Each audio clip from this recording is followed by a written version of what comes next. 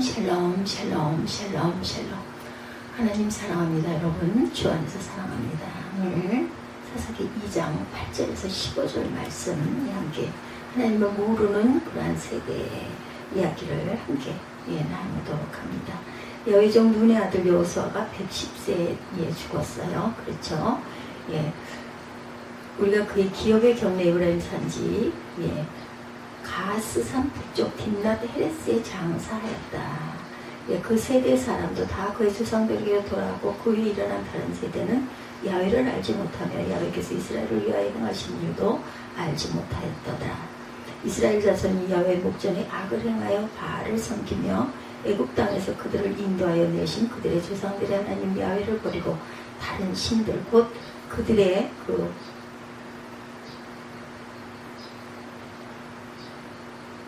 주위에 있는 백성의 신들을 따라 그들에게 절하여 야훼를 진노하게 하였을 때 곧 그들이 야훼를 버리고 바알과 아스타롯을 섬겼으므로 야훼께서 이스라엘에게 진노하사 노력하는 자의 손에 넘겨주사 그들이 노력을 당하게 하시며 또 주위에 있는 모든 대적의 손에 팔아넘기심에 그들이 다시는 대적을 당하지 못하였으며 그들이 어디로 가든지 야훼의 손이 그들에게 재앙을 내리시니 야훼께서 말씀하신 것과 같고 야훼께서 그들에게 맹세하신 것과 같아서 그들의 괴로움이 심하였더라. 이렇게 나와요.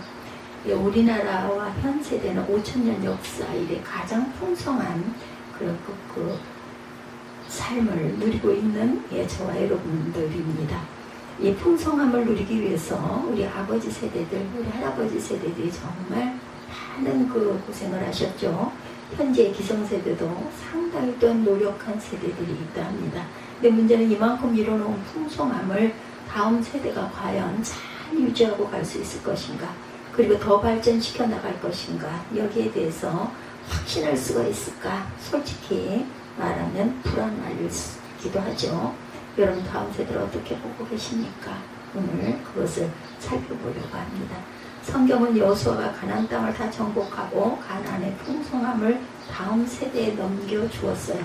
근데 여호수아가 다음 세대에 여호수아 세대가 이루어놓은 복을 지키지 못하고 점점 좋지 않은 쪽으로 흘러간다라는 것을 가르쳐 줍니다. 선순환이 아닌 악순환 쪽으로 자꾸 가죠. 반복을 하죠. 여호수아가 다음 세대는 이 땅에서 어떻게 되었나 14~5절에 보면 야훼께서 14~5절 성경 직접 봅니다. 야훼께서 이스라엘에게 진노하사 노력하는 자의 손에 넘겨주사 그들이 노력을 당하게 하시며 주위에 있는 모든 대적의 손에 팔아넘기시며 그들이 다시는 대적을 당하지 못하였으며 그들을 어디로 가든지 야훼의 손이 그들에게 재앙을 내리시니 야훼께서 말씀하신 것과 같고 야훼께서 그들에게 맹세하신 것과 같아서 그들의 괴로움이 심하였더라. 그들의 괴로움이 심하였다 이렇게 말씀하고 있어요. 여호수아 다음 세대는 하나님의 진노를 가져온 세대입니다. 그래서 그들은 가나안 땅을 제대로 지킬 수가 없었어요. 대적들, 즉 침략자들을 당하지 못하고 약탈을 당하고 하나님의 복을 누리지 못하고 오히려 하나님의 재앙을 받게 되죠. 그래서 그 시대에는 괴로움이 심했다라고 사사시대를 정의하고 있습니다. 악순환이 들어와서 계속 악순환의 연속, 한마디로 여호수아 시대에 이뤄놓은 가나안 땅의 축복을 다 까먹고 말았다. 여호수아 다음 세대는 어째서 성도들이 이뤄놓은 하나님의 축복들을 다 까먹고 말았는가? 그 이유를 10절에서 설명합니다. 그 세대의 사람도 다 그 조상들에게 돌아갔고 그 후에 일어난 다른 세대는 야훼를 알지 못하였더라. 야훼께서 이스라엘 위하여 행하신 일도 알지 못하였더라. 한마디로 사사시대의 사람들은 하나님을 알지 못했고 하나님의 하신 일도 알지 못했기 때문이다. 여기서 신세대가 하나님을 알지 못했다는 것은 지식적으로 하나님을 몰랐다는 뜻이 아니에요. 경험적으로 하나님을 몰랐다라는 뜻입니다. 여호수아 후의 신세대는 머리로만 하나님을 알고 신앙을 알았지 하나님을 체험하지 못했다라는 거죠. 즉 신앙교육이 실패했다라는 지적입니다. 사사시대의 사람들은 하나님을 지식으로만 알았지 경험으로 알지 못했기 때문에 하나님을 쉽게 잊어버리고 가나안 우상을 쉽게 따라갔다라는 설명이죠. 여기서 다음 세대는 그들의 부모들이 하나님께 예배드리는 모습은 보았지만 그들이 직접 예배로 하나님을 경험하지 못합니다. 그것을 복을 잃어버리는 결정적 원인이라고 볼 수 있죠. 신앙교육의 실패가 사사시대를 고통의 시대로 암울하게 만든 원인이죠. 즉 여호수아 시대에는 가나안 땅을 정복하고 그 땅에 정착하는 일에 바쁘다 보니까 정작 자녀들을 신앙으로 교육시키지 못했다. 그래서 그 후세는 하나님을 모르는 세대가 되어 그것이 비극의 시작입니다. 이것은 오늘 성경이 우리에게 다음 세대를 위한 교회의 책임이 크다는 것을 말씀해주고 계세요. 오늘 우리도 우리 자녀들에게 살아계신 하나님을 체험하게 해야 합니다. 예배로 하나님을 체험하고 기도로 하나님을 체험해야 되죠. 또한 그 신앙교육을 실패하면 어렵게 이루어놓은 하나님의 축복을 다음 세대가 다 까먹어버릴 수 있다는 것을 우리가 명심해야 된다. 그럼 오늘날 우리 다음 세대는 지금 어떤가요? 여러분들 현재 자녀들 세대의 믿음과 신앙을 제대로 알 필요가 있습니다. 현 시대 청소년들의 신앙과 문화 어떻습니까? 분당에 계시는 교회 목사님의 설교 중에 이런 내용이 있었어요. 저희 교회 대학생 자매가 저한테 보낸 그 메일 내용입니다. 이렇게 시작을 합니다. 요즘 문화가 얼마나 많이 타락했는지 아실 것입니다. 요중 여고에다가 처음 대학에 와서 아주 혼란스러웠습니다. 음담, 패설, 술, 그것은 피하면 되지만 더 큰 문제, 수도권도 그렇지만 지방에는 동거하는 친구들이 많습니다. 사귄 지 얼마 안 되어서 임신을 하고 낙태를 합니다. 그 메일을 보내온 학생의 그 메일 내용입니다. 특히 1학년 때는 남자들이 군대 가기 전에 여자와 깊은 관계를 맺고 관습처럼 되어 있었다고 그래요. 서울에 있는 이 키스방, 안마방 여자아이들도 여대생들이라고 그러죠. 명품백 쇼핑, 사치를 위한 이유라고 합니다. 그런 상황 속에서 엄청난 두려움이 있었다. 교회 안에도 그러합니다. 대체적으로 그러합니다. 세상 친구들이 너무나 심각합니다. 이벤트처럼 그저 그 물란한 관계가 이어지고 문제는 교회 내 친구 선배들도 모두 다 그렇다는 거예요. 한 대학 신문사 통계에 따르면 전체 재학생의 35% 그 이상이 동거 경험이 있다. 대학생들의 동거 문화가 방치되고 있음을 단적으로 보여주고 있어요. 어떤 그 교회 중등부에도 한 해에 낙태한 아이가 6명이나 된다고. 이는 교육자에게 털어놓고 고민을 상담한 경우고 드러나지 않는 애들은 더 많을 것이다. 이런 메일이 보내져 왔다고 그러죠. 하나님을 믿는다는 학생, 그것도 중학생들이 한 교회에서 6명씩이나 임신 중절 수술을 했다라는 것입니다. 나타나 있는 그런 밝혀져 있는 모습만 아닌 사람도 있지 않겠느냐. 이것은 오늘날 신앙을 가졌다는 학생들이 살아가는 모습이라는 겁니다. 다 그렇지는 않죠, 당연히. 교회에 앉아있다 가는 것 빼고는 불신자들과 다른 점이 도대체 무엇이 있을까. 어느 인터넷에 불신자입니다. 이렇게 고민의 내용이 올라와 있기도 하다고 그러죠. 지금 교회 다니는 어느 자매와 사귀고 있고, 만나면 항상 잠자리를 같이 한다. 근데 그 자매가 남자가 교회 안 다니면 결혼하지 않겠다고 고집을 부려서 고민이라고. 어떻게 그 자매를 설득시킬 수 있는가, 이런 고민이 인터넷에도 올라왔다고 그러네요. 교회 다니지 않으면 남자친구와 결혼하지 않겠다는 신앙 좋은 자매가 어째 남자친구와 만날 때마다 함께 술을 마시고 잠자리를 할 수 있을까. 도대체 그 자매의 신앙은 진짜인가 가짜인가. 근데 이런 일들이 우리 주변에 많이 일어날 수 있는 상황이라는 것을 우리가 심각하게 생각해 봐야 된다는 거죠.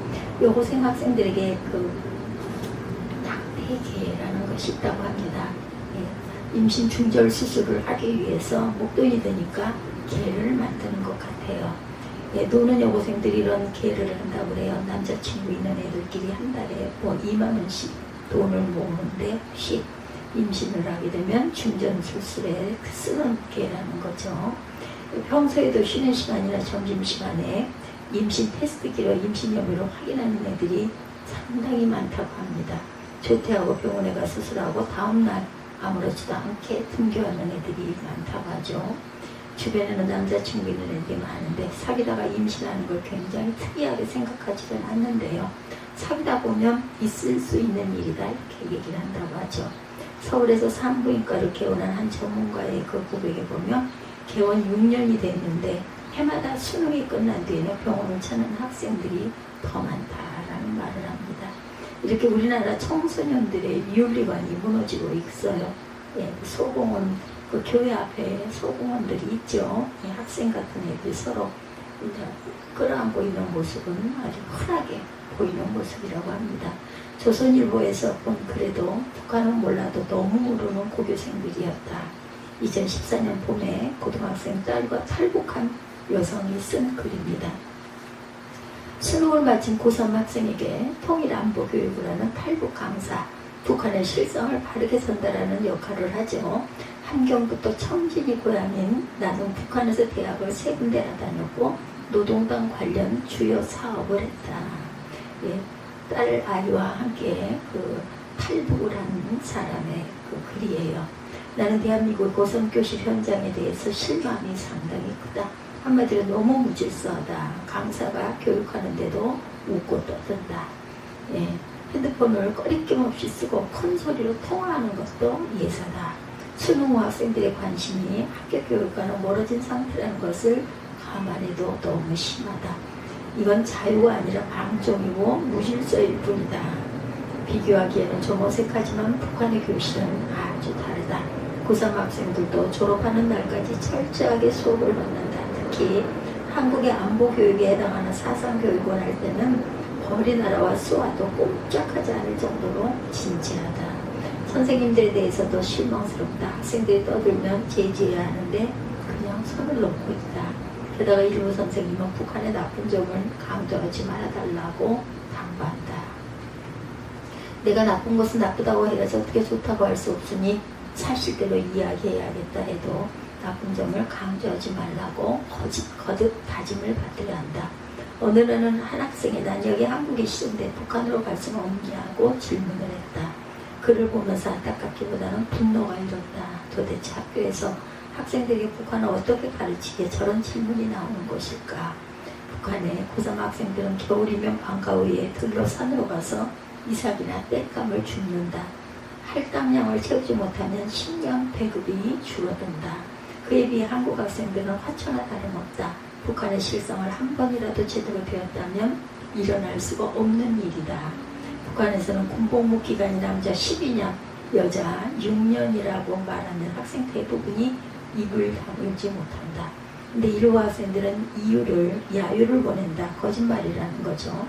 그럴 때는 나는 한국에 21개월 군 복무도 길다고 기피하는 사람이 있는데 큰일입니다 라고 말한다. 북핵에 관해서도 통일되면 우리 것이 되는데 왜 없애려고 하느냐는 황당한 질문을 받았다. 한마디로 대한민국 고등학생들은 북한 실상에 대해 너무 무지하고 안보 개념이 없다. 정신력이 이 전쟁에서 승패를 가르는 가장 중요한 요소라고 한다. 북한은 유치원 때문에 사상교육을 철저히 한다. 반면에 우리 학생들은 적이 누군지 왜 북한과 싸워야 하는지도 모르는 것 같다. 교육 현장이 어쩌면 이 지경이 된 것일까. 월북, 탈북 강사 활동을 통해 북한 실상을 전하기에 앞서 고교 현장의 어두운 모습부터 보게 돼서 안타깝다. 이런 학생들에게 내일의 대한민국을 맡길 수 있을까 심히 염려된다. 북한은 아직도 적화 통일이라는 목표를 조금도 바꾼 적이 없는데 우리는 북한에 대해서 너무 모르고 있다. 엊그제 우리나라가 개성공단 중단 이런 강조 외치를 발표하자 그 다음날 북한은 재산 몰수 강제 추방이라는 조치를 발표했는데 그때 언론이 말하기를 북한의 조치가 너무 빨랐다는 것이다. 그런데 그 정도는 충분히 예상했어야 되지 않겠는가. 개성공단 중단이 잘 됐다 아니면 잘못됐다는 것을 논하기 전에 북한의 대응 조치를 구더기 예상 못했다는 게 이해가 안 된다는 말이다. 아직도 기성세대조차도 북한을 제대로 모르고 있다는 것이다. 문제는 다음 세대는 북한을 몰라도 너무 모른다는 사실을 우리가 생각해 봐야 된다. 북한을 제대로 모르고 통일을 이룰 수가 있겠는가? 불가능하다는 것을 알아야 된다. 현재 청소년들을 살펴보면 신앙이 조금 있다는 학생들조차도 하나님을 몰라도 너무나 모른다. 하나님에 대한 체험이 없다. 게다가 우리 민족의 최대 현안인 통일을 위해서 북한을 알아야 되는데 북한을 몰라도 너무나 모른다. 이것이 현실이다. 그렇다면 오늘날 부모들은 무엇을 해야 하는가? 이 시대 부모들의 사명은 과연 무엇인가? 자녀들에게 무엇보다 신앙을 물려주어야 한다.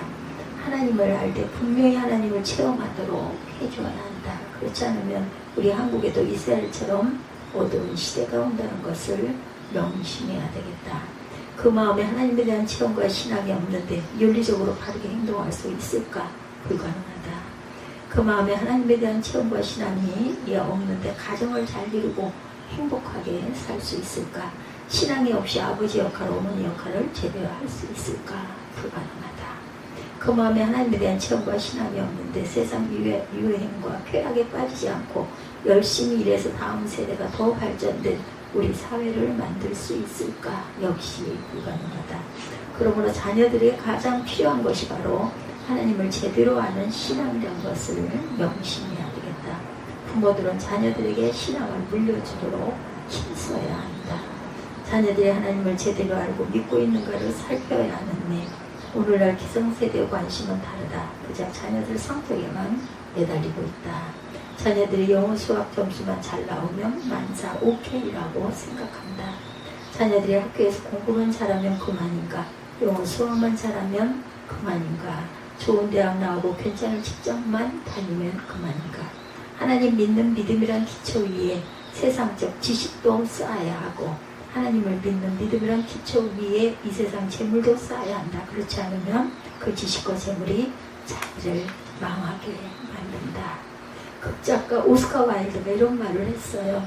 하나님 없는 교육은 현명한 악마를 키우는 것 같다. 정말 바른 지적이나 하나님을 뺀 교육은 현명한 악마를 키우는 것이죠.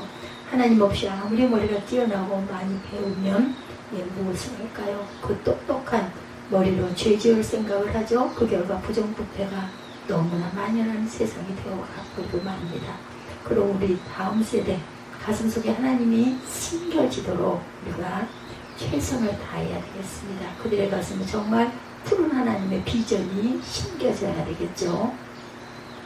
이 세상에 어떤 높은 이상, 어떤 높은 그런 비전 다 아름답지만 그 속에 하나님이 빠져버리면 그 이상과 비전은 허상일 뿐이죠. 설사 그 꿈이 이루어진다 하더라도 홈으로만 가득 채워질 것입니다. 기성세대는 다음 세대에 하나님을 제대로 알고 하나님을 경외하는 신앙을 반드시 물려주도록 해야 된다. 이것이 바로 부모의 사명입니다. 부모의 신앙을 본을 보고 자녀를 위해서 기도를 더 많이 해야 되겠죠. 부모가 먼저 체험적인 신앙의 본을 보여주어야 합니다. 부모를 통해서 하나님을 경험하는 거죠. 그래서 아빠 엄마를 보니 정말 하나님께서 살아계시는구나 그런 말이 나오도록 해야 됩니다. 그러므로 부모가 먼저 주일을 열심히 예배를 드리고 새벽을 깨워서 기도하고 주님의 몸된 교회를 위해 섬기는 모습을 보여줘야겠습니다. 그렇지 않고 우리 부모님은 예배 시간마다 졸고 분식 늦고 집에서는 목사님과 교인들 흉을 본다면 자녀들이 신앙을 버리고 하나님 없이 살아가는 자녀가 될 것이라는 거죠. 그러므로 우리가 먼저 좋은 신앙의 본을 보여줘야 합니다. 시편 37편 25절입니다. 내가 어려서부터 늙기까지 의인의 버림을 당하거나 그의 자손이 걸식함을 보지 못하였도다. 아무나 자녀 양육의 1인자가 될 수가 없죠. 그러나 누구나 마음만 먹으면 자녀를 위한 기도 1인자는 될 수 있습니다. 자녀에게 엄청난 재산을 물려주지 못하더라도 누구나 마음만 먹으면 자녀를 위한 기도를 투자할 수는 있죠. 남들보다 고액과외를 통해 교육 투자는 할 수 없어도 골방이나 예배당 한 모퉁이에 앉아 돈 안 드는 기도의 투자 얼마든지 마음만 먹으면 할 수 있습니다. 아무리 좋은 것을 많이 주고 엄청난 사교육비를 투자하는 부모보다 더 고마운 부모는 새벽에 단잠을 깨우는 성전으로 나가 하나님께 무릎을 조아려 자녀를 위해서 기도하는 부모이죠. 눈물로 기도하는 자녀는 결코 망하지 않습니다. 이렇게 애타도록 사랑하는 자녀를 위해 부모가 할 수 있는 일은 그리 많지 않죠. 마음만 있어도 해주지 못하는 것이 너무나 많습니다. 예, 안타까운 일들이 얼마나 많아요. 그렇죠? 자녀를 위해 모든 것을 이루어주고 싶지만 가진 것이 없고 한계를 지닌 인간에게 어쩔 수 없이 손을 내려놓아야 하는 일이 너무나 많아요.